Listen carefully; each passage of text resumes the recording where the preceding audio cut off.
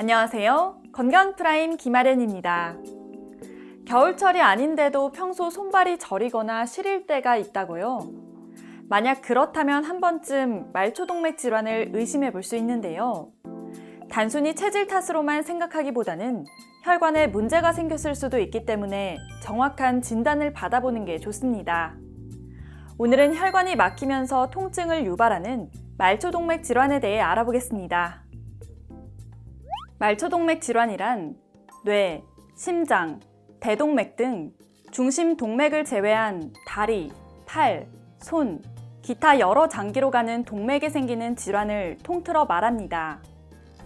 그중 다리 동맥에 가장 흔하게 생기기 때문에 통상적으로 다리 동맥 질환을 말하는데요.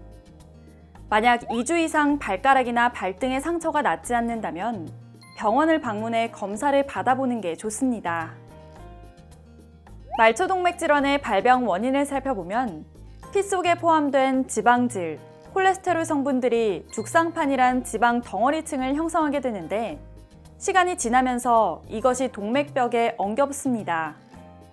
그러면서 동맥벽이 점점 두터워지고 동맥경화증으로 진행되며 이후 동맥이 좁아지는 동맥협착증이나 동맥이 막히는 동맥폐색증을 일으킵니다. 만약 평소 손발이 차고 팔다리가 저리다면 혈관에 문제가 있는 것일까요? 전문가에게 물어봤습니다. 단순히 손발이 찬 느낌이 든다고 의심해 볼 게 아니고 실제로 다리를 만졌을 때 다른 부위보다 확연히 그 부분이 차거나 파래진다면 의심을 해봐야 됩니다. 또한 다리에 저림 증상이 있을 때 혈관 질환을 의심해 볼 수도 있지만 척추협착증이나 허리 디스크로 인한 증상일 수도 있기 때문에 혈관 검사를 먼저 해보고 거기서 이상이 없을 경우에는 척추 질환도 의심을 해봐야 됩니다.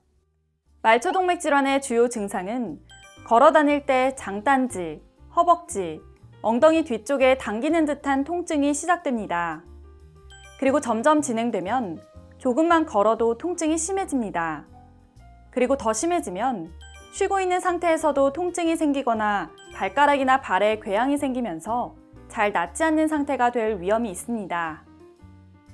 이제 말초동맥 질환에 관련된 몇 가지 궁금증들을 살펴보겠습니다. 첫째, 말초동맥 질환의 진단법은 무엇인가요? 우선 가장 기본적인 검사로 발목 상완지수 검사를 실시합니다. 양팔과 양측 발목에서 혈압을 측정하는 간단한 검사인데요. 이 검사 수치에서 평균 이상이 나오면 말초동맥 질환을 의심할 수 있습니다. 이후 어느 위치에 병변이 있는지 검사하는 혈관 초음파 검사나 CT 혈관 촬영 등을 통해 병변 부위를 찾아야 합니다. 둘째, 말초동맥 질환이 잘 발생하는 특정한 사람들이 있나요? 그렇습니다. 대부분 고령의 남성 환자에서 잘 발생합니다. 또 평소 담배를 오래 피웠던 사람들이나 기저질환으로 고혈압, 당뇨, 고지혈증, 심뇌혈관 질환을 앓고 있는 환자일수록 발병 위험이 높아집니다. 특히 50대 이상에서 기저질환이 있다면 말초동맥 질환을 더욱 주의해야 합니다. 셋째, 말초동맥 질환의 치료법은 무엇인가요? 환자의 증상에 따라 다르지만 먼저 기본적으로 약물 치료를 시행합니다. 그런데 다리 통증이 심하고 발가락이나 발에 잘 낫지 않는 상처나 궤양이 있다면 시술이나 수술을 고려해 볼 수 있습니다. 최근에는 혈관 내 치료 기술이 많이 발달해 혈관을 크게 열지 않고도 풍선 성형술이나 혈관 내 스텐트 삽입술 같은 시술이 시행되고 있습니다. 최근에는 스트레스가 많아지면 말초동맥 질환의 발병률이 높아진다는 보고도 나오고 있는데요. 실제로 그런지 전문가에게 물어봤습니다.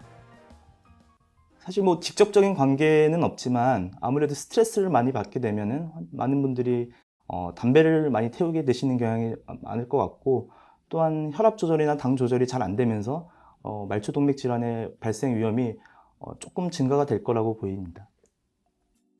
이렇게 평소 수족냉증과 헷갈릴 수 있는 말초동맥 질환을 그대로 방치한다면 다른 합병증을 불러올 수 있어 주의해야 합니다. 말초동맥 질환을 예방하고 싶다면 금연을 하는 것이 중요하고 기저질환이 있다면 평소 규칙적인 생활 습관으로 관리하시기 바랍니다. 지금까지 건강 프라임 김아련이었습니다.